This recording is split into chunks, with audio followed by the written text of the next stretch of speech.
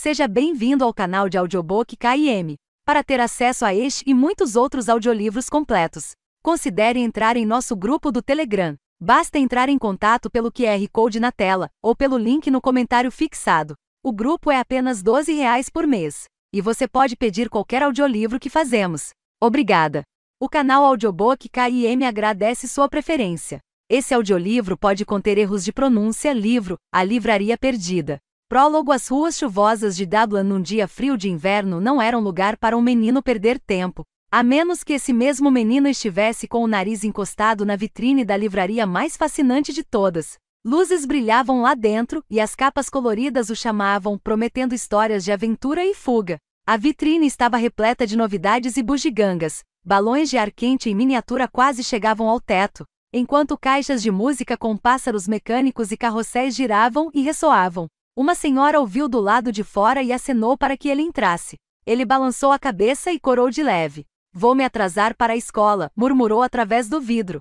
Ela sentiu e sorriu. Parecia bem amigável. "Só por um minutinho", disse ele, sendo vencido pela vontade de entrar, nem que fosse por 3 segundos. Um minutinho então. Ela estava atrás do balcão, tirando mais livros de uma grande caixa de papelão. Observou a camisa do menino para fora da calça, o cabelo que parecia não ver um pente há um bom tempo e as meias que não combinavam. Sorriu para si mesma. A livraria Opaline era um imã para meninos e meninas pequenos. "Em qual ano você está?" "Terceiro em St. Ignatius", respondeu ele, esticando o pescoço para olhar os aviões de madeira suspensos em pleno voo no teto abobadado.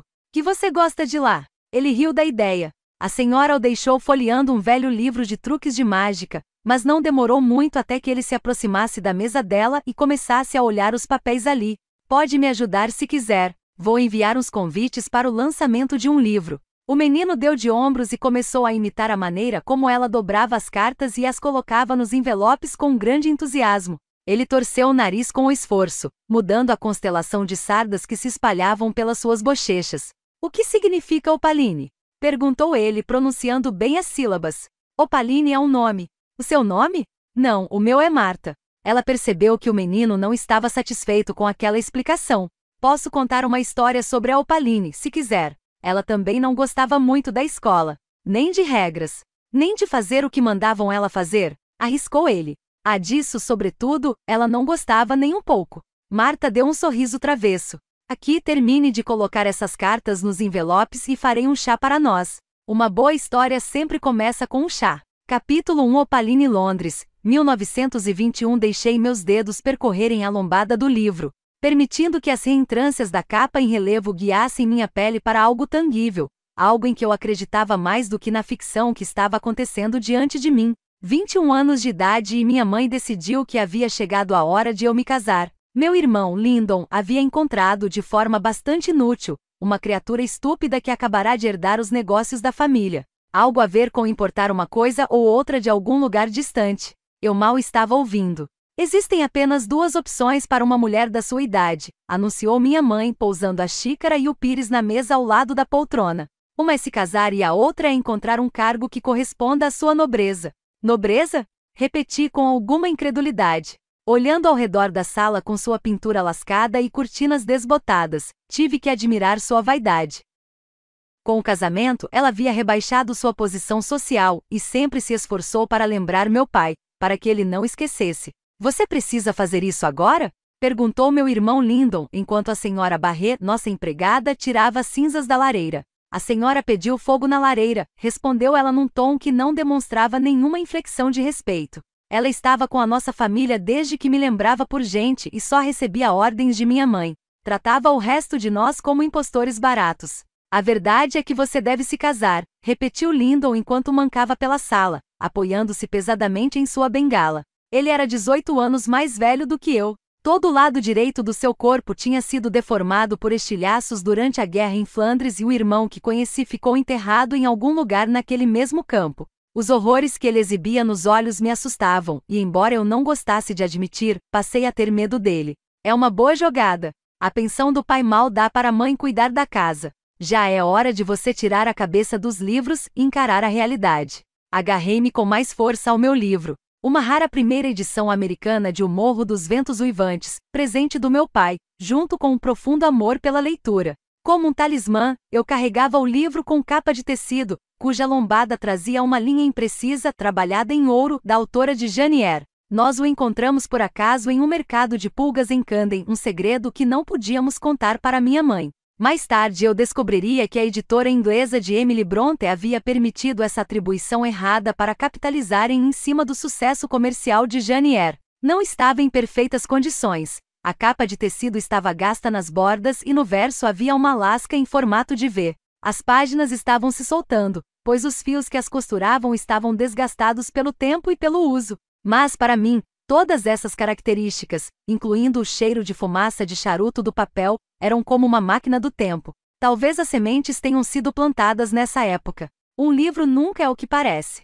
Acho que meu pai esperava que meu amor pelos livros despertasse interesse em meus estudos, mas na verdade, isso apenas alimentou minha aversão à sala de aula. Eu tendia a viver na minha imaginação e por isso, todas as noites, corria da escola para casa e pedia-lhe que lesse para mim. Ele era funcionário público, um homem honesto e apaixonado por aprender. Sempre dizia que os livros eram mais do que palavras no papel, eram portais para outros lugares, outras vidas. Apaixonei-me pelos livros e pelos vastos mundos que eles continham e devia tudo isso ao meu pai. Se inclinar a cabeça, disse-me uma vez, você pode ouvir os livros mais antigos sussurrando seus segredos. Encontrei um livro antigo na estante com capa de couro de bezerro e páginas amareladas pelo tempo. Levei-o até a orelha e fechei bem os olhos, imaginando que poderia ouvir quaisquer segredos importantes que o autor estivesse tentando me contar. Mas não consegui ouvir, pelo menos não as palavras. O que você está ouvindo? Quis saber ele. Esperei, deixei o som encher meus ouvidos. Eu ouço o mar. Era como ter uma concha na orelha, com o ar girando pelas páginas. Ele sorriu e segurou minha bochecha em sua mão. Elas estão respirando, papai? Perguntei. Sim, respondeu. As histórias respiram. Quando ele finalmente sucumbiu à gripe espanhola em 1918. Fiquei acordada a noite toda ao seu lado, segurando sua mão fria, lendo sua história favorita, David Copperfield, de Charles Dickens. De alguma forma boba, pensei que as palavras o trariam de volta. Eu me recuso a me casar com um homem que não conheço apenas para ajudar nas finanças da família. Isso é um absurdo. A senhora Barré derrubou a escova enquanto eu falava e o som do metal no mármore agitou as feições do meu irmão. Ele detestava qualquer barulho alto. Saia daqui agora. A pobre mulher tinha joelhos pouco confiáveis e foram necessárias 3 tentativas frustradas antes de se levantar e sair da sala. Como ela conseguiu evitar bater a porta atrás dela, eu nunca saberei. Continuei com minha defesa. Se sou um fardo tão grande para vocês dois, posso simplesmente me mudar. E para onde no mundo você iria? Você não tem dinheiro, observou minha mãe. Agora já na casa dos 60 anos, ela sempre se referia à minha chegada à família como a pequena surpresa deles. O que teria soado estranho se eu não soubesse de sua aversão às surpresas. Crescer em uma família de uma geração mais velha apenas aumentou meu desejo de me libertar e vivenciar o mundo moderno. Tenho amigos, insisti. Eu poderia conseguir um emprego. Minha mãe gritou. Maldita seja sua pirralha ingrata. Lyndon rosnou, agarrando meu pulso enquanto eu tentava me levantar da cadeira. Você está me machucando. Vou te machucar muito mais do que isso se não obedecer. Tentei libertar meu braço, mas ele segurou firme. Olhei para minha mãe, que encarava o tapete no chão. Entendi, falei, finalmente compreendendo que Lyndon era o homem da casa agora e que tomaria as decisões. Tudo bem. Ele ainda segurava meu braço, seu hálito azedo em meu rosto. Eu disse que tudo bem. Encontrando seus olhos, tentei mais uma vez me afastar. Vou conhecer esse pretendente. Você vai se casar com ele, Lyndon assegurou e lentamente me soltou. Ajeitei minha saia e coloquei meu livro debaixo do braço. Certo. Então está resolvido, anunciou ele, seus olhos frios olhando para algum lugar além de mim. Vou convidar Austin para jantar esta noite e tudo estará arranjado. Sim, irmão, respondi antes de me retirar para meu quarto no andar de cima. Procurei na gaveta de cima da penteadeira e encontrei um cigarro que eu havia roubado do estoque da senhora Barré na cozinha. Abri a janela e acendi a ponta, inspirando longa e lentamente como uma femme fatale dos filmes. Sentei-me à penteadeira e deixei o cigarro repousar sobre uma velha concha de ostra que comprei na praia no verão passado, em férias despreocupadas com minha melhor amiga Jane, antes de ela se casar. Apesar de as mulheres terem agora direito ao voto, um bom casamento ainda era visto como a única opção. Olhando para o meu reflexo no espelho, toquei minha nuca, bem onde meu cabelo acabava. Mamãe quase desmaiou quando viu o que eu fiz com minhas longas tranças.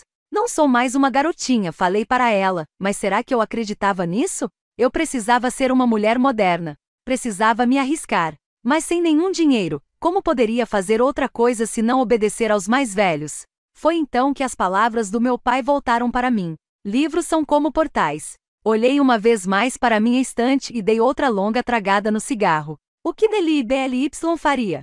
Me perguntei, como sempre fazia. Para mim, ela era o epítome do destemor, uma jornalista americana pioneira que, inspirada no livro de Júlio Verne, viajou pelo mundo em apenas 72 dias, 6 horas e 11 minutos.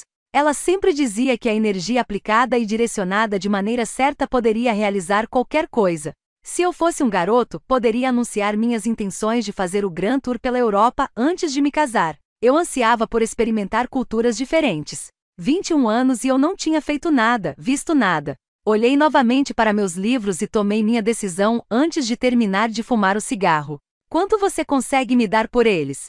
Perguntei enquanto observava o Sr. Tarton examinar os exemplares de capa dura de O Morro dos Ventos Uivantes e o Corcunda de Notre Dame. Ele era proprietário de uma loja abafada que, na verdade, era apenas um longo corredor sem janelas. A fumaça do cachimbo dava ao ar uma qualidade viscosa e meus olhos começaram a lacrimejar. 2 libras e estou sendo generoso. Ah não, preciso de muito mais. Ele viu a edição de David Copperfield do meu pai e, antes que eu pudesse detê-lo, começou a folhear. Não vou vender esse. Tem valor sentimental.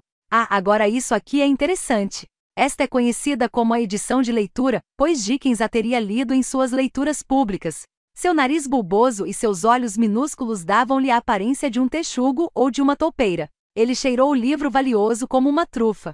Sim, estou ciente, falei, tentando arrancar o livro de suas patas gananciosas. Ele continuou com sua inspeção, como se já estivesse vendendo em leilão. Encadernado de forma suntuosa em couro de bezerro vermelho totalmente polido. Uma bela edição. Material ornamentado em dourado na lombada, todas as bordas das páginas douradas, guardas marmorizadas originais. Meu pai me deu esse livro. Não está à venda. Ele olhou para mim por cima da borda dos óculos, me avaliando.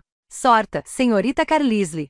Senhorita Carlisle, este é um dos exemplares mais bem preservados de todos os raros problemas com os quais já lidei. E as ilustrações de Ablott K. Browne. Veja o pseudônimo dele, fiz, acrescentei, orgulhosa. Eu poderia lhe oferecer 15 libras. O mundo ficou em silêncio, como costuma acontecer no momento anterior a uma decisão que mudaria sua vida. Em um caminho estava a liberdade junto com o desconhecido. O outro era uma gaiola dourada.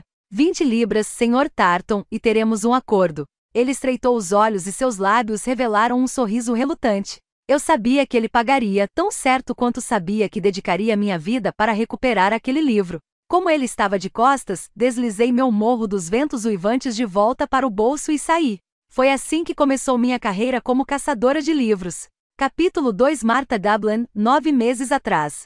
Quando cheguei à casa georgiana de tijolos vermelhos em A Penny Lane, naquela noite fria e escura, com o casaco encharcado de chuva, não tinha planejado ficar lá. A mulher ao telefone não pareceu muito amigável, mas eu não tinha outro lugar para ir e estava com muito pouco dinheiro. Minha viagem para Dublin havia começado uma semana antes e do outro lado do país, em um ponto de ônibus solitário nos arredores do vilarejo. Não sei por quanto tempo fiquei sentada no ponto de ônibus, se estava frio ou quente, ou se alguém passou por mim. Todos os meus sentidos estavam entorpecidos por um desejo irresistível, ir embora. Eu não conseguia enxergar com meu olho direito, então não vi o ônibus parar. Todo o meu corpo estava dormente, mas quando escorreguei da parede de pedra, minhas costelas reclamaram. Apesar disso, eu não deixaria meus pensamentos voltarem para lá. Ainda não. Mesmo quando o motorista desceu para me ajudar com a mala e olhou para mim como se eu tivesse acabado de escapar de uma instituição de segurança máxima, eu não deixaria meus pensamentos voltarem para lá. Está indo para onde? Perguntou. Qualquer lugar exceto aqui. Dublin, respondi. Dublin poderia ser longe o suficiente. Observei o campo passar pela minha janela. Eu odiava aqueles campos, as cidadezinhas com uma escola, uma igreja e 12 pubs. A cor cinzenta me oprimindo. Devo ter caído no sono, porque pulei pensando que ele estava em cima de mim de novo, minhas mãos protegendo o rosto. Eu não sabia o que proteger. Ele foi muito rápido. E quando encontrou o atiçador, tudo desapareceu de mim. Tudo. Toda a esperança que eu tinha. Cada esperança ingênua e estúpida. Aprendi algo naquele momento. Você está sozinha neste mundo. Ninguém vai vir para salvá-la. As pessoas não mudam de repente, pedem desculpas e começam a tratá-la com respeito. Elas são uma confusão de mágoa e dor e vão descontar em quem puderem. Eu tinha que salvar a mim mesma. Só um café e um queijo quente, por favor, falei para o garçom, escolhendo o item mais barato no cardápio. Não tive sorte online, então peguei um jornal local e comecei a procurar emprego. Fiquei uma semana num hostel e já estava sem dinheiro. Foi quando vi, governanta, dormir no trabalho. Disquei o número e no dia seguinte estava nos degraus de uma casa muito imponente, batendo na porta preta brilhante. Madame Bolden, como me disseram para me dirigir a ela, era diferente de qualquer pessoa que eu já tinha conhecido. Como uma personagem de algum drama histórico de TV, ela usava um boá de penas e brincos de diamantes. Em 5 minutos, já havia me presenteado com histórias de seus dias no Theatre Royal, dançando com as royalettes e atuando em algumas peças antigas das quais eu nunca tinha ouvido falar. As pessoas me chamam de excêntrica, mas eu as chamo de chatas, então é tudo relativo. Qual é o seu nome mesmo? Marta, repeti pela 3ª vez, seguindo-a pelas escadas até o porão. Madame Bolden usava uma bengala e, embora fizesse um grande fuzuê com ela, parecia bastante ágil. Imaginei que era provável que estivesse na casa dos 80 anos, mas ela também parecia atemporal, uma atriz que escolheu uma personagem para ser congelada no tempo. Então a última garota foi muito feliz aqui, comentou num tom que me avisou que eu deveria sentir o mesmo. Estava tão escuro que não conseguia distinguir nada, a não ser a meia janela perto do teto, onde pude ver os pés das pessoas passando no nível da rua. Ela apertou um interruptor com a bengala e após um momento de cegueira causada pela grande lâmpada do abajur, consegui enxergar uma cama de solteiro no canto com um guarda-roupa na parede oposta. Ao lado da porta havia uma pequena cozinha e do lado de fora, uma porta levava a um minúsculo banheiro com chuveiro.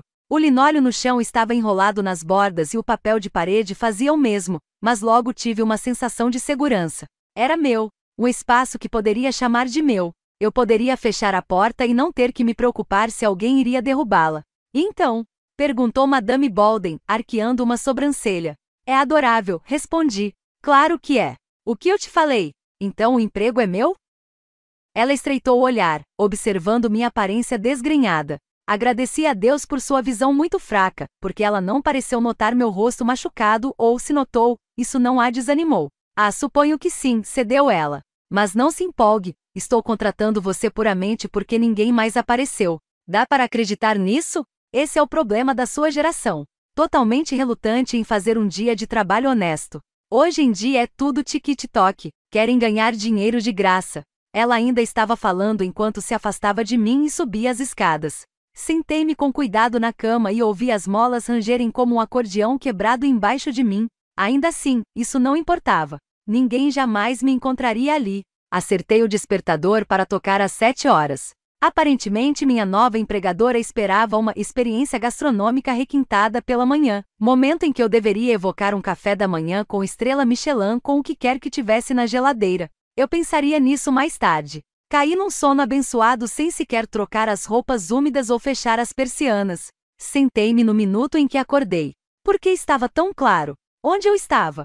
E por que meu alarme estava tocando? Uma por uma, minha mente respondeu lentamente a essas perguntas e olhei para meus jeans velhos e o suéter largo. Não tinha muita certeza de qual era o uniforme para ser governanta, mas não devia ser aquele. Abri minha mala e tirei um vestido longo de tricô cinza. Mal conseguia me lembrar de tê-lo jogado ali, mas alguma parte do meu cérebro deve ter pensado em pegar coisas que eu não precisaria passar. Com um movimento rápido, tirei o suéter e estava abrindo o zíper da calça jeans quando vi a metade inferior de 2 pernas andando em frente à janela do porão na lateral da casa. Prendi a respiração até ver as botas de camurça marrom com cadarços. Não eram as botas dele, observei, segurando o suéter por cima do sutiã, enquanto o homem andava para cima e para baixo e em semicírculos. O que diabos ele estava fazendo? Senti minha raiva aumentar. Com muita resistência, consegui abrir a janela e colocar a cabeça para fora, com os braços apoiados no parapeito. Pois não? Nenhuma resposta. Dei um pigarro ruidoso. Nada ainda. Posso ajudar? Duvido muito. Fiquei surpresa ao ouvir um sotaque inglês. Comecei a pensar que os pés não estavam ligados ao corpo. Eu ainda não conseguia ver seu rosto, mas já conseguia ler trechos dele. Era algo que sempre fiz, ler as pessoas, embora às vezes isso me trouxesse problemas. Esta pessoa parecia distraída, curiosa e infeliz. O que está fazendo aqui? Continuei minha conversa com suas canelas. Não creio que seja da sua conta. O que você está fazendo aqui? Eu moro aqui. Respondi, desejando ter fechado as cortinas em primeiro lugar. Então pode ir espionar outro lugar. Minha voz vacilou um pouco. Não estava com vontade de confrontar um estranho, mas também queria minha privacidade. Eu ouvia suas botas arrastando a terra e a próxima coisa que percebi foi que ele estava abaixado de cócoras, seu rosto aparecendo na minha frente. Na verdade, não combinava em nada com a voz, que era toda afiada e poderia cortar o dedo. Havia um calor em seus olhos castanhos, ou eram verdes? Cor de mel, talvez. Seu cabelo continuava caindo no caminho. Mas suas feições exibiam a expressão inquisitiva de alguém que desafiaria cada palavra que eu pronunciasse. Você acabou de dizer espionar? Perguntou. Visivelmente divertido. Por acaso viajou no tempo direto dos anos 1980? Não tinha certeza do que desgostava mais, ser ignorada ou ridicularizada. Seu sorriso era irritantemente contagioso e revelava alguns dentes imperfeitos, que li como resultado de uma paixão passageira por esportes. Futebol, suponho. Ao bloquear uma cobrança de pênalti, ele foi atingido no rosto. Sorri e parei de imediato. Olha, se você não parar de me perseguir ou o que quer que esteja fazendo, vou ligar para a polícia. Ele ergueu as mãos em sinal de rendição. Desculpe. Olha, meu nome é Henry, falou, me oferecendo a mão para cumprimentar. Olhei para ele e o observei retraí-la com timidez. Eu não estava espiando pela sua janela. Estou procurando uma coisa. Ah, tá, pensei. O que você perdeu? Ele olhou ao redor para o terreno baldio entre a casa de Madame Bolden e a vizinha, bagunçando o cabelo já bagunçado com as mãos. Eu não perdi exatamente, revirei os olhos. Ele estava espionando. Ou sei lá, um pervertido. Era isso. Estava prestes a dizer isso a ele quando o homem deixou escapar uma palavra que eu não esperava. Restos. Estou procurando os restos, minha nossa. Alguém morreu aqui? Eu sabia que havia uma vibração estranha nesse lugar. Tive uma sensação assim que cheguei. Não. Nossa, não. Não esses tipos de restos. Ele abaixou a cabeça para fazer contato visual comigo uma vez mais. Olha, sei que parece estranho, mas juro que não é nada ruim. É apenas difícil de explicar. Por um momento não dissemos nada. Ele agachado junto à parede do frontão, eu meio pendurada para fora da janela, de pé numa cadeira da cozinha. Foi quando ouvi a campainha. O que foi isso? Perguntou ele, tentando espiar lá dentro. Olhei ao redor e vi um sino muito antigo com um fio indo até o teto. Pelo jeito, eu estava na minha própria versão da vida real de Downton Abbey. Eu me virei na direção dele. Henry, faça-me um favor. Seja o que for que você esteja procurando, vá procurar em outro lugar. Falei e fechei a janela com força na cara dele. Capítulo 3. Henry, sentei-me com uma caneca de Guinness no mesmo pub do dia anterior e do dia anterior àquele. Eu tinha até meu banquinho preferido no bar, escondido em um canto. Estava tocando Tainted Love ao fundo, e eu acompanhava a música batucando com a ponta do sapato no bar. Sometimes if you I've got to. Tap tap, runavai, I've got to. Tap tap. Estava lendo as anotações que tinha feito um dia antes. Ao longo da vida, você passará 6 meses procurando objetos desaparecidos. Certa vez, uma companhia de seguros fez uma pesquisa revelando que uma pessoa média perde até 9 objetos por dia. O que significa que quando completarmos 60 anos, teremos perdido até 200.000 coisas. Quando se trata de livros, quantos livros de bolso, manuscritos e rascunhos escritos à mão foram perdidos ou esquecidos ao longo da história? O número é infinito. Quantas bibliotecas esquecidas permanecem escondidas, como a Biblioteca de Dunhuan, à beira do deserto de Gobi, fechada durante 1000 anos e descoberta, quase por acaso, por um monge taoísta que derrubou uma parede enquanto se apoiava nela e fumava um cigarro. Atrás dela, o monge encontrou uma montanha de documentos antigos, sobrepostos em pilhas de quase 3 metros de altura, contendo escritas em 17 idiomas diferentes. Quem pode dizer quais tesouros ainda não foram redescobertos? Quais coisas perdidas estão à espera de serem trazidas à luz? Pelo menos foi isso que lembrei a mim mesmo enquanto passava mais uma noite na pousada que não tinha dinheiro para pagar, fazendo anotações em meu diário sobre a livraria que não existia. Será que ela sequer existiu? Tudo que eu tinha era uma carta de uma das colecionadoras de livros raros mais bem-sucedidas do mundo para a proprietária, a Sorta, Opaline Gray, discutindo o manuscrito perdido. E onde foi mesmo que encontrei uma correspondência tão incomum? Na única sala do mundo em que a possibilidade se tornou realidade, uma sala de leilões. Passei anos procurando por aquela grande descoberta que faria meu nome no mundo dos livros raros, e isso era o mais perto que havia chegado. Eu deveria estar em um voo de volta para o Reino Unido há dias. Tomei outro gole da coisa preta, como os moradores locais chamavam. A motivação vem em todas as formas e tamanhos, e a minha motivação para permanecer na Irlanda era evitar parecer um completo fracasso. Era o que todos esperavam de mim, inclusive eu. Mas se ninguém leva você a sério, como pode esperar fazer isso sozinho? Eu culpava meu pai e não tinha escrúpulos em relação a isso. Minha primeira lembrança dele era de uma traição. Ele me disse para me levantar e me apresentar com meu novo microfone de brinquedo. Devia ser Natal e ele recebeu alguns amigos em casa. Cantei algumas músicas, sabe-se lá o que, mas só me lembrava da risada dele, quase como um lobo rosnando quando estava muito bêbado. Os outros se juntaram e minhas bochechas queimaram tanto que mal notei o líquido quente escorrendo pelas minhas pernas. Ele está mijando nas calças. Meu pai ofegou, caindo da cadeira de tanto rir. Não consigo me lembrar do que aconteceu depois disso. Minha mãe deve ter vindo e me resgatado. Mas daquele ponto em diante sempre tive a reputação de ser um bebê chorão, muito sensível. Não ajudou em nada o fato de minha irmã Lucinda ter saído do útero com os punhos prontos para a briga. Ele a respeitava. Na verdade, todos nós ficávamos um pouco intimidados por ela. E assim minha posição como menor da ninhada foi estabelecida com firmeza. Até que encontrei aquela carta do Rosenbach. De repente tornei-me um homem com propósito, como se todos aqueles anos em que perdi reservas vitais de vitamina D, escondendo-me em bibliotecas, pudessem enfim ser justificados. Acabei passando tanto tempo lendo livros na biblioteca que todos pensavam que eu trabalhava lá e a certa altura, eu também comecei a pensar. Atingi níveis notáveis de ilusão quando passei a dizer aos outros funcionários como desempenhar as suas funções. Quando minha mãe descobriu, ficou furiosa. Todo aquele dinheiro que gastei com suas inscrições. Você sequer fez um exame, Henry. Sim, mas usei o dinheiro para frequentar cursos na London Hare Books School, por isso não foi tudo em vão. Eu tinha uma profissão, mesmo que ninguém mais visse o amor extremo pelos livros antigos como uma profissão. Ainda assim eu nunca tinha conseguido seguir uma pista como aquela. Não estava nem perto de ser um Indiana Jones. Lucinda uma vez me disse que eu era tão aventureiro quanto um balde. Bem, quem era o balde agora, hein? Eu ri, a bebida claramente subindo à minha cabeça. Passei semanas em a Penny Lane procurando qualquer tipo de pista, algum sinal de que a livraria existira. Uma sombra escura como aquela que fica no carpete quando você move o sofá. Mas fiquei de mãos abanando.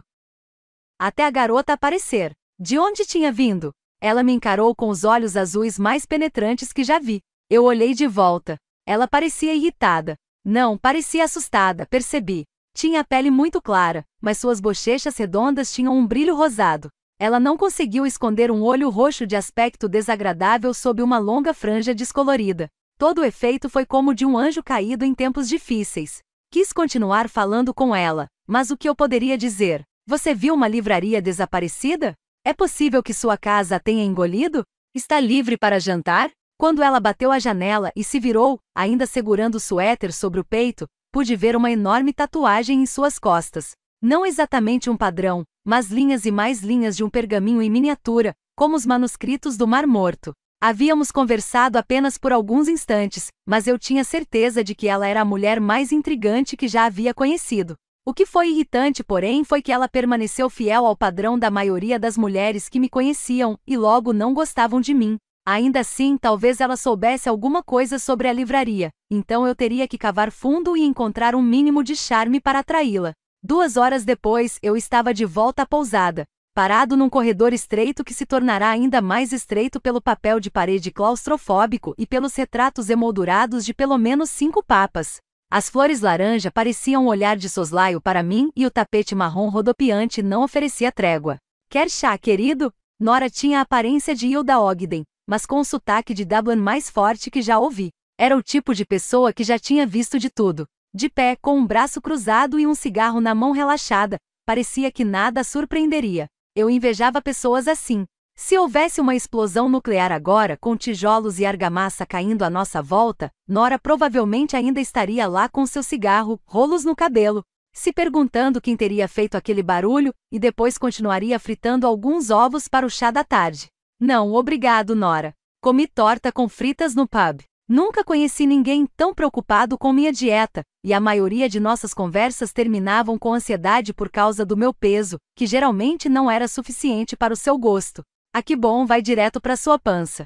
Ela assentiu com aprovação. E você terá o desjejum irlandês completo pela manhã, informou em termos inequívocos. Assenti com educação e comecei a subir as escadas para o meu quarto com cortinas de babados e colcha brilhante, mas apesar da decoração, o lugar logo me fez sentir em casa. Não como na minha casa, é claro, mas com o conceito de estar em um lar. Talvez fosse a maneira de Nora fazer você se sentir como se já a conhecesse há anos.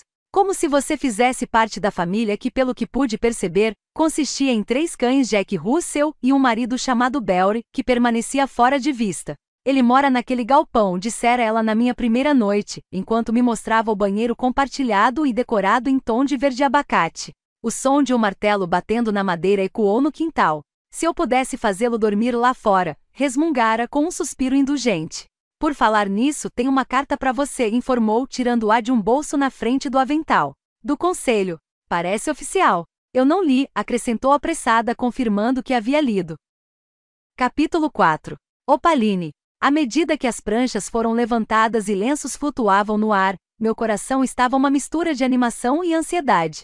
Depois de passar uma noite fria e sem dormir num trem de transporte de correspondências para Dover, tive inúmeras horas para questionar a sensatez da minha decisão de fugir para a França. Só tive tempo de enviar um telegrama para Jane e me arrependi amargamente de não ter tido a oportunidade de me despedir como gostaria da única pessoa de quem sentiria falta. Eu não sabia o que estava à minha frente, mas tinha plena consciência do que estava deixando para trás. Minha mãe sem dúvida ficaria angustiada com minha partida, se não fosse pela perda de uma filha, pelo menos pelas fofocas e pela notoriedade que recairiam sobre o nome de nossa família. Eu estava trazendo vergonha 2 vezes, mas não tive escolha. Era o orgulho deles ou o meu futuro, e eu não iria me sacrificar no altar de suas expectativas. Eu tinha escolaridade suficiente para sobreviver, ou assim pensei, e logo perceberia que a universidade da vida era uma educação muito mais dura. Fiquei em pé no convés, coloquei a mala à minha frente e olhei para o horizonte. Muitos dos meus companheiros de viagem já haviam se instalado em cadeiras reclináveis para evitar enjoos, mas eu não. Agarrei-me às grades e comecei a imaginar todas as aventuras que estavam por vir, sem pensar em como sobreviveria sozinha em um país estrangeiro. Um borrão de movimento chamou minha atenção, e antes que eu percebesse, alguém estava fugindo com minha mala. Gritei, mas minha voz se perdeu no vento e, enquanto ele corria, tropecei na madeira lisa do convés. Rápido como um raio, outro homem passou por mim, perseguiu-o pelo passadiço e prendeu o ladrão, um menino de 12 anos, se tanto. Ele o trouxe de volta pela nuca, a mala na outra mão, e com uma voz de forte sotaque, perguntou-me o que eu gostaria que fizesse. Eu, bem, murmurei, envergonhada. Todo o evento tinha me deixado chocada. Posso reportá-lo para o capitão do navio, se a mademoiselle assim o desejar, disse ele com um toque de licença dramática. Logo notei sua altura. Ele tinha bem mais de 1,80 metros e suas feições escuras eram muito marcantes. Cabelo preto, olhos escuros e pele marrom. Ele era indescritivelmente atraente. Mademoiselle? Repetiu ele, com um leve sorriso brilhando nos olhos. Sim, claro. Virei-me para ver o menino, cujas feições de repente assumiram as de um cordeiro perseguido. E o que acontecerá com ele? Perguntei, pegando minha mala de volta. Ele será retirado do navio e levado direto para a prisão, presumo, respondeu o homem de maneira bastante imparcial. Ah, a decisão é toda sua, mademoiselle. Bem, tenho meus pertences de volta agora, então suponho que não tenha havido nenhum dano. E você não vai fazer nada assim de novo, não é? Perguntei, olhando para o jovenzinho e notando que não usava sapatos e que suas roupas pareciam 2 números menores do que ele. O menino balançou a cabeça com firmeza e, como uma criatura selvagem, desapareceu na multidão assim que o homem afrouxou o aperto. Mademoiselle é generosa demais, falou, observando o menino escapar. Permita que eu me apresente, meu nome é Arman Hassan, disse ele, curvando-se ligeiramente. O nome soava muito exótico e intrigante, conferindo-lhe um fascínio instantâneo. Ele estava bem vestido, mas com um ar de elegância casual. Como se não pudesse evitar ficar bem, não importa o que vestisse. No entanto, havia algo perigoso ou secreto em seus olhos que despertou em mim um sentimento de desconfiança. Senhorita Carlisle, respondi, oferecendo minha mão e percebendo tarde demais que já havia dado meu nome verdadeiro a um completo estranho. Precisava aguçar minha inteligência e rápido. Enchanté Mademoiselle Carlisle, e devo dizer, que lindo nome você tem. Espero ter oportunidade de pronunciá-lo. E muitas vezes. Ele levou minhas mãos enluvadas aos lábios e eu podia jurar que senti o calor de seu hálito através do tecido. Em um movimento rápido desviei os olhos e torci para que minhas bochechas não estivessem coradas. Mal tinha saído da costa da Inglaterra e já estava sucumbindo aos encantos de um sotaque estrangeiro feito uma tola. Precisava me controlar. Sim, bem, muito obrigada, Sr. Hassan, mas preciso embarcar.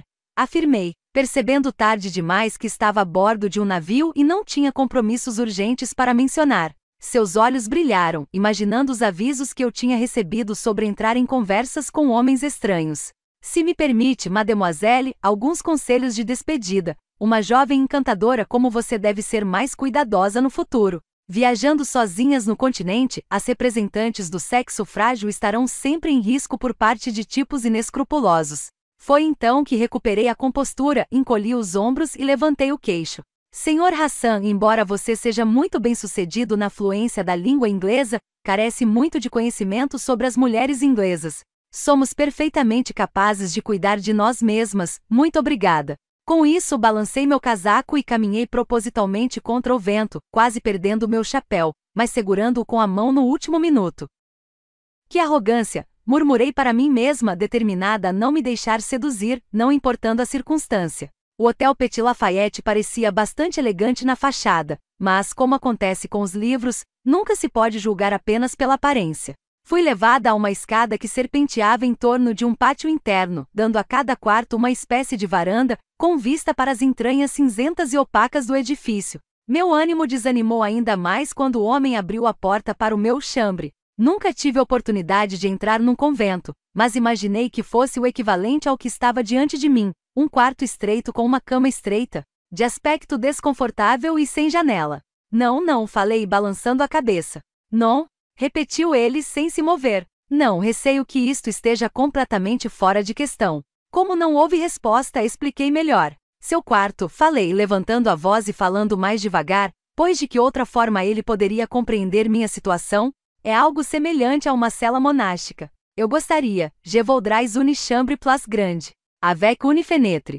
10 minutos depois e pelo dobro do preço, encontrei-me num quarto de tamanho modesto com uma cama um pouco maior. Sem dúvida minhas habilidades de negociação precisariam ser aprimoradas, mas assim que abri a longa janela e encarei a vista, deixei de lado todas as minhas reclamações. Ali, os telhados de Paris se espalhavam diante de mim, dourados à luz do entardecer. Eu estava simplesmente apavorada com o que tinha feito. O desejo e sua realização podem provocar pensamentos surpreendentemente opostos em uma pessoa. No entanto, eu estava determinada a fazer isso. E não haveria uma lágrima sequer. Meu primeiro dia em Paris foi tempestuoso, mas claro, e me agarrei com firmeza ao pequeno mapa que havia comprado de um vendedor ambulante. Paris era tão linda e inspiradora quanto eu esperava. Cada rua era mais bonita do que a anterior. Os edifícios de pedra amarelada com janelas elegantemente altas e telhados de zinco cinzento, pareciam chiques e imaculados sob o sol fraco. Caminhando pela Quai de la Tournelle, eu me deparei com uma fileira de caçadores de livros, ou bouquinistes, como eu aprenderia mais tarde, vendendo todo tipo de livros. Em francês e inglês, revistas, periódicos e até antigos cartazes e cartões postais. Parei para dar uma olhada, pensando nas caixas de metal verde que guardavam seus tesouros, penduradas nos parapeitos às margens do rio Sena. Pareciam vagões de trem que acabaram de parar durante a noite, abrindo suas portas ao público leitor até o anoitecer. Nas margens do rio sob o sol brilhante, eu estava no paraíso, perdida num mundo de livros e sotaques estrangeiros. Foi quando vi Histoires Extraordinaires. Encadernada em azul celeste, era uma edição em 2 volumes dos contos de Edgar Allan Poe traduzidos por Charles Baudelaire. Abri a capa e descobri que era a primeira edição, publicada por Michel Lévi-Frères, em Paris, em 1856 e 1857. Meu pai era um fanático quando se tratava do Sr. Poe, e eu também gostava de O Coração Revelador, e A Queda da Casa de Usher, e então pensei se tratar de um sinal. Perguntei o preço do livro, e meu francês ruim logo me denunciou como estrangeira. O vendedor parecia me cobrar 100 francos a mais, e depois de muitos gestos com ele revirando os bolsos para indicar que eu o estava roubando, chegamos a um acordo. Senti-me entorpecida com tamanha imprudência.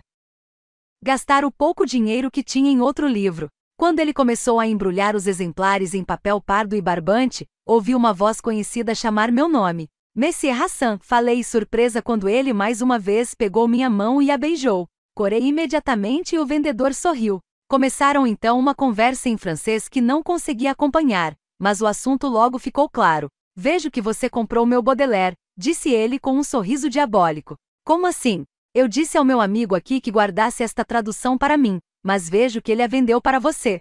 Por um preço muito mais alto. A implicação não passou despercebida para mim. Eu era uma mulher ingênua que seria vista como tola. Escolhi ignorar. Bem, então não é seu Baudelaire, é meu, afirmei pegando o pacote e me dirigindo de volta para o hotel. Pelo menos permita-me oferecer a mademoiselle um jantar esta noite, como felicitação pelo seu excelente negócio, insistiu, com seus longos passos me alcançando facilmente. Não, obrigada, não posso aceitar um convite tão inadequado. Somos desconhecidos. Ai, disse ele, levando com um gesto zombeteiro uma adaga ao coração. Mas nós já nos conhecemos e parece que você está sozinha em Paris. Não estou sozinha, rebati na defensiva. Vou ficar com minha tia. Ah, entendo, falou, balançando a cabeça e quase admitindo a derrota. Alors, se mudar de ideia, mademoiselle Opaline, acrescentou ele, entregando-me seu cartão. Não esquecerei esse deslize com tanta facilidade, mas, para sua sorte, tem uma natureza misericordiosa. Com um toque na ponta do chapéu, ele desapareceu por uma rua lateral e eu fiquei ali parada furiosa. Ele era um homem irritante, pomposo e arrogante. E eu o odiei. Mesmo assim, coloquei o cartão dele no bolso em vez de jogá-lo no Sena. Naquela noite, escrevi para minha amiga Jane um dos cartões postais que comprei na livraria.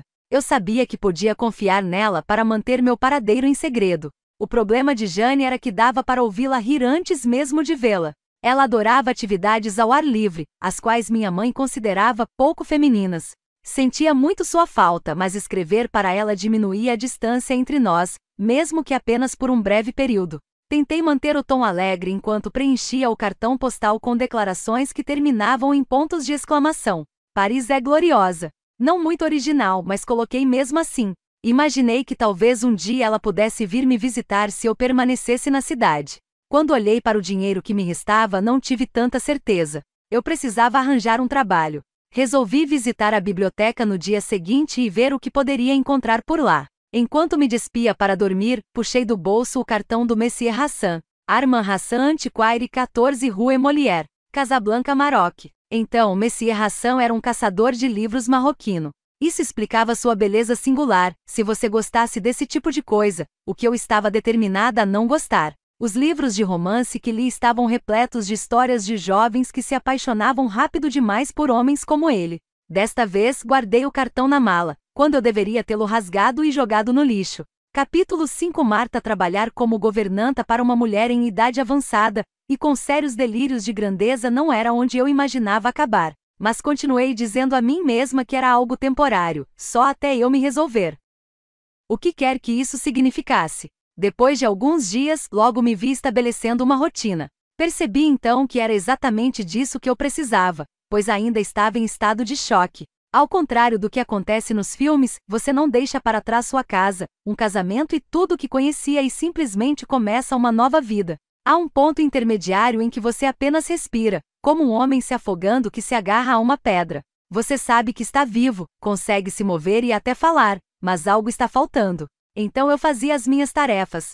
Acordava e preparava o café da manhã para Madame Bolden, um ovo cozido e muffins ingleses recheados com uma densa geleia.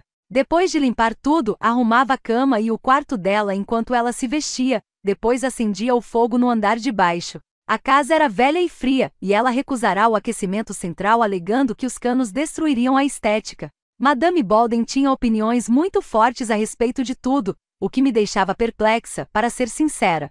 Sobretudo porque eu não conseguia me lembrar de já ter tido uma opinião sobre qualquer coisa. Meu pai tinha as únicas opiniões que importavam em nossa casa. Minha mãe nunca falava nada. Hoje em dia, ela seria chamada de não verbal, mas quando eu era criança, as pessoas da minha vila a chamavam por outros nomes. Madame Bolden, por outro lado, lia os jornais em voz alta, contradizendo todos os artigos de opinião e discursando sobre o que faria se estivesse no comando. Eu a ignorava em grande parte, passando o aspirador nos tapetes e lavando a roupa. Ela não era cruel, mas também não era exatamente amigável, o que para mim era ótimo. Eu jantava todas as noites em meu quartinho no porão, feijão com torradas na maior parte das vezes, e passei a caminhar à beira do rio tarde da noite, quando os funcionários de escritórios já tinham ido para casa e a cidade estava tranquila. Bem, pelo menos mais silenciosa. Parecia que eu estava descongelando depois de um longo inverno. A cada dia eu sentia meus músculos relaxarem um pouco mais, e mesmo quando ia fazer compras no supermercado, poucas vezes olhava atrás de mim para ver se ele estava me seguindo. Até o dia em que Eileen, Madame Bolden, decidiu sucumbir à ruína do século XX e encomendou uma televisão. Eu estava ocupada na cozinha preparando o almoço para ela, salmão escalfado e batata bolinha, e, quando levei a bandeja para a sala e vi um homem entrando pela porta da frente, derrubei a bandeja e congelei. Ah, sinto muito, querida, bati na porta, mas estava aberta, disse ele, visivelmente aflito e lutando com o pacote pesado. Continuei olhando para o homem, tentando confiar em meus olhos. Não é ele, fiquei repetindo em silêncio. Não é ele. Recuperei-me o mais rápido que pude e comecei a limpar a bagunça. Minhas mãos tremiam tanto que ele se ofereceu para ajudar. Eu não conseguia nem encará-lo, estava muito envergonhada. Na manhã seguinte, Madame Bolden me pediu para dar uma boa faxina em seu escritório, um quartinho no primeiro andar, de frente para a rua. Tinha um lindo papel de parede florido e uma escrivaninha ao lado da janela. As outras paredes eram tomadas por estantes, e assim como uma biblioteca cheias de livros. Está na hora de uma boa limpeza de primavera, anunciou ela e me orientou a pegar cada livro e com um pano úmido limpar a poeira de cada um deles. Mas não muito úmido, avisou e então me deu uma toalha seca para remover qualquer umidade depois. Embora a tarefa parecesse esmagadora no início, logo desenvolvi um método para facilitar as coisas. Peguei uma estante de cada vez e transferi todos os livros para o chão, sobre um lençol velho. Coloquei uma almofada sob os joelhos e limpei com cuidado cada livro. Alguns deles eram muito antigos e ameaçavam se desfazer em minhas mãos. Outros estavam em línguas estrangeiras que eu não conseguia entender. Madame Bolden devia ter uma formação muito completa, pensei, com inveja dela. Livros e eu nunca nos demos bem. Não era bem assim. Os livros me deixavam nervosa. Sempre deixaram. Desde que me entendo por gente, eu tinha esse tipo de reação a eles. Quase como se fossem uma ameaça para mim. Eu preferia ler as pessoas.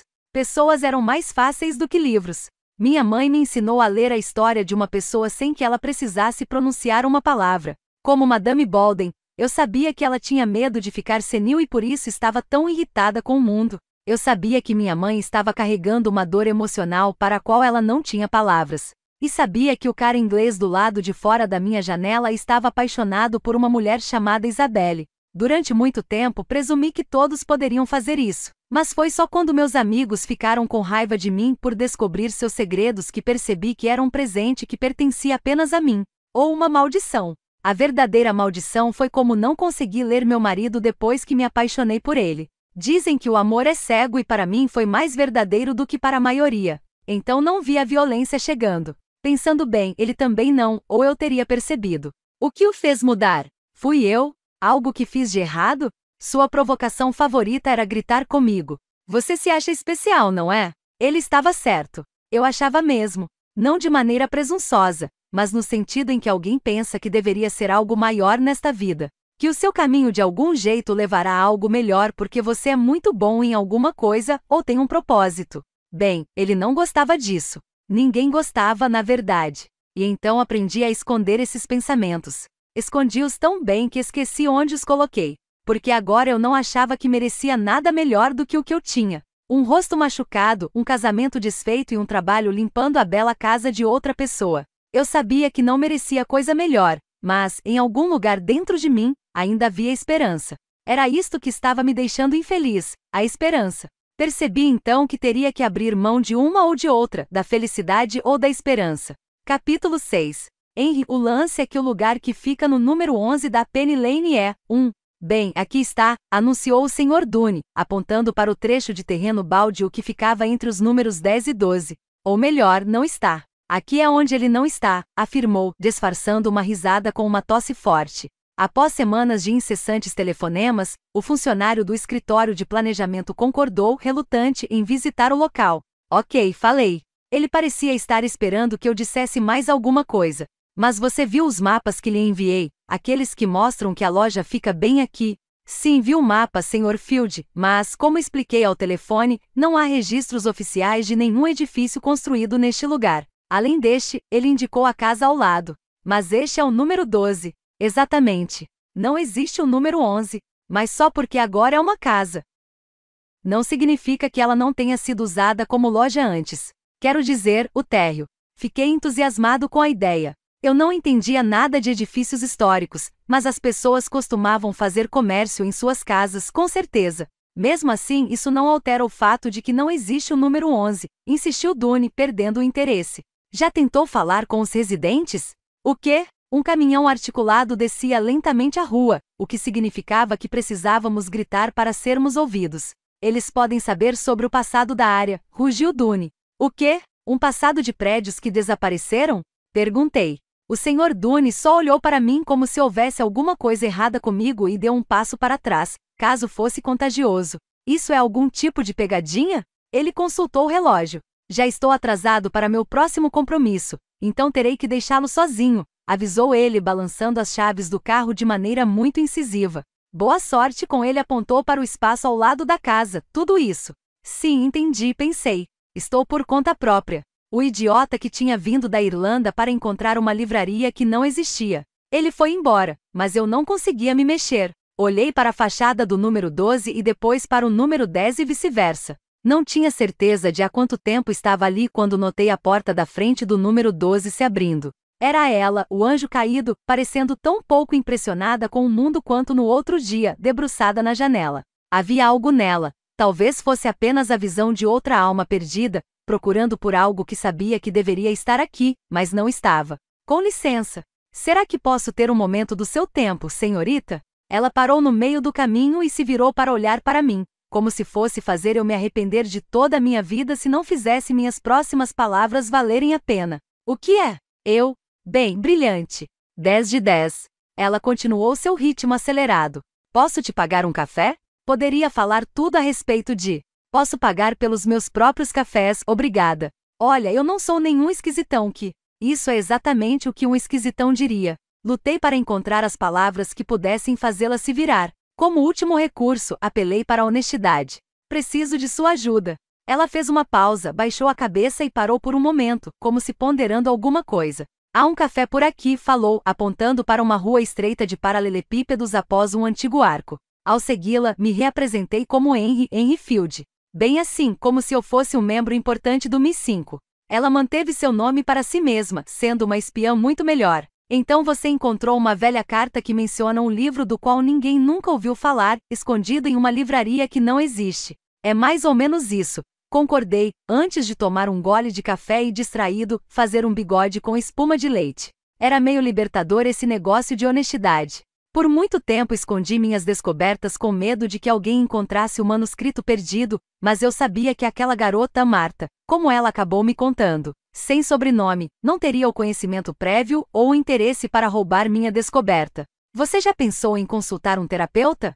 Ah, não achei que ela fosse engraçada, todo o seu semblante estava tão sério até aquele momento. Usava maquiagem, o que de certa forma cobria seus hematomas. Mas ela ainda estremeceu com o corte no lábio ao beber o chá. Fiz a coisa honrada e fingi não ter notado. Eu sei que existiu, tem um endereço em papel timbrado, mesmo que a prefeitura não tenha registro disso. E como você acha que eu posso ajudar? Estou aqui há apenas alguns dias. Não conheço nada desta cidade. Ah, eu apenas presumi. Você não é a dona da casa do número 12? Ao ouvir isso, ela riu com vontade e com a mesma rapidez, suas feições voltaram à expressão tensa. Madame Bolden é dona do número 12. Eu trabalho para ela. Ah, entendo. Como um tipo de assistente. Marta não respondeu de imediato, e eu logo me arrependi de ter sido curioso. Mas o que importava? Era só algo que se dizia de forma casual. Eu sou a governanta dela. Não consegue pensar em nada melhor para dizer, idiota? Bem, obrigado pelo chá. É melhor eu ir embora. Ela já estava de pé, indo em direção à porta antes que eu reagisse. Talvez possamos fazer isso de novo? Gritei. Mas ela não se virou, apenas acenou com a mão e voltou para a rua movimentada. Capítulo 7.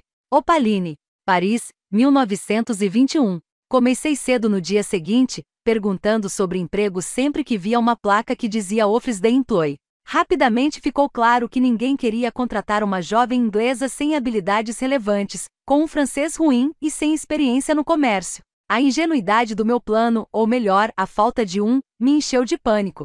Vagueei pelas ruas sem rumo, esperando em vão por um sinal. Deixei-me levar por pessoas que sabiam para onde iam e atravessei o Sena na gloriosa Ponte Neuf. Ergui os olhos para as torres da Catedral de Notre-Dame, pensando em Esmeralda e Victor Hugo. Enfiei a mão na mochila e a apoiei no Baudelaire. Apenas sentir o livro na ponta dos dedos já me acalmava. Não conseguia explicar, nem para mim mesma, mas os livros me davam uma sensação inabalável de estabilidade e firmeza. Porque as palavras sobreviveram, então de alguma forma eu também sobreviveria. Enquanto caminhava pelas ruas chuvosas com a sensação de que estava prestes a desistir, deparei-me com uma livraria chamada Shakespeare & Company. Havia algo reconfortante em ver esse nome. A porta estava bloqueada com caixas, e vi duas mulheres logo atrás delas, discutindo sobre onde colocar as coisas. Elas falavam inglês e, embora uma tivesse sotaque americano, o outro sotaque era inconfundivelmente francês. A janela brilhava com uma exposição luminosa de livros, um arco-íris de encadernações coloridas de couro de bezerro, xilogravuras e capas intrigantes. A sensação familiar de animação e curiosidade que sempre tive ao olhar pela vitrine de uma livraria me arrepiou. Não compre nada, eu me alertei, enquanto esticava o pescoço para olhar para dentro. Pode me dar uma ajuda? Disse a mais baixa das duas. Ela estava vestida com um casaco de tweed e uma saia e me lembrava uma líder escoteira, alguém a quem você obedecia sem questionar. Um tanto desajeitada, peguei o outro lado de uma grande caixa que ela segurava, que tinha o peso de um pequeno elefante. Um risco ocupacional, explicou ela, divertindo-se com meus arquejos. Receio que eu não tenha muitos músculos, respondi. É um sotaque inglês que detectei? Assenti e me apresentei. Meu nome é Sylvia. Sylvia Beach. Ela deu um aperto de mão firme. Bem, você está no lugar certo. Temos um estoque de romances em inglês. Quer dizer que você é a dona desta loja? Perguntei, um tanto estupidamente. Acontece que eu nunca tinha ouvido falar de uma mulher que tivesse sua própria livraria antes, e de todas as dívidas que vêm junto. Ela riu. Sua risada parecia um latido e era bastante contagiosa. Eu me peguei rindo junto, embora não tivesse certeza do que a fazia rir. Suponho que você não esteja contratando? Deixei escapar, esperando não parecer muito desesperada. A sorta, Beach se recostou em algumas caixas com uma expressão pensativa no rosto. Estou contratando? Perguntou ela, de maneira retórica. Você tem experiência de trabalho em livraria? Perguntou a outra mulher, que reapareceu de dentro da loja. Esta é a Sorta, Monier, ela é dona da loja do outro lado da rua, explicou a Sorta, Beach. Diferente de Sylvia, seus olhos escuros me olharam com desconfiança e meu instinto percebeu que ela me achava despreparada. Não exatamente, admiti. As duas trocaram um olhar. Talvez já tivessem visto isso antes, uma garota ingênua em busca de seu sonho parisiense. Consegui minha passagem para cá ao vender uma primeira edição de Dickens e aqui, vejam, falei enquanto pegava o Baudelaire da minha bolsa. Comprei este aqui de um dos bouquinistes do Sena. A Sorta, Beach o pegou com cuidado nas mãos, abrindo a capa com delicadeza e verificando cada página. É importante contar cada página, disse ela baixinho. Quanto mais próximo você for aos primórdios da história da impressão, maior será a probabilidade de descobrir páginas faltantes. É mesmo? Sim, chamamos o período anterior a 1800 de período da imprensa manual, quando o papel era um bem mais valioso e as pessoas rasgavam páginas dos livros para uso próprio. Bem, este é um belo achado. Parabéns. Obrigada, agradeci pegando de volta. Você tem um bom olho para a qualidade, e qualquer jovem que consiga comercializar livros para chegar ao continente sem dúvida tem talento para o negócio. Que tal eu te aceitar como aprendiz e te ensinar o que sei sobre livros? Comecei a pular com entusiasmo quando ela ergueu a mão para me deter. Não posso te pagar bem e as horas podem ser longas, mas você aprenderá muito e fará alguns contatos importantes. A Sorta, Beach, ofeguei, não estou acostumada a ficar sem palavras, mas esta bem que pode ser a primeira vez. Bom, não suporto sentimentalismo. Agora você pode começar nos ajudando nessas entregas. Começo agora mesmo? E tem hora melhor do que agora? Perguntou ela naquele tom prosaico no qual eu passaria a confiar, mais do que jamais poderia imaginar. A Shakespeare and Company era um lugar fascinante para se estar. A livraria em si tinha o calor silencioso de todas as livrarias, com prateleiras de madeira escura desgastadas ao longo dos anos e aquele cheiro inconfundível de papel e couro. Mas Sylvia, que era apenas alguns anos mais velha do que eu, era uma espécie de mãezona para uma família boêmia de artistas e escritores, oferecendo-lhes um refúgio, uma biblioteca, um clube social literário, um correio e ela esperava uma editora. Ela fez amizade com um escritor irlandês chamado Joyce e era tão apaixonada por sua escrita que pretendia publicar seu romance de estreia, Ulisses. Era um risco muito grande, pois a obra era tão vanguardista que o autor temia que fosse censurada para sempre. Não ajudava o fato de o manuscrito em si ter 3 vezes o tamanho de um romance médio, o que seria astronômico para imprimir, no meu primeiro dia. Devo ter me comportado como uma criança que recebe as chaves de uma loja de brinquedos. Percebi que minha atenção era atraída de um lado para o outro por livros de todas as idades, de todos os assuntos e encadernações. Não pude. Fim da amostra do audiolivro. Caso queira ouvir inteiro, entre em contato pelo QR Code na tela para ter acesso exclusivo ao nosso canal no Telegram. Obrigada por ouvir.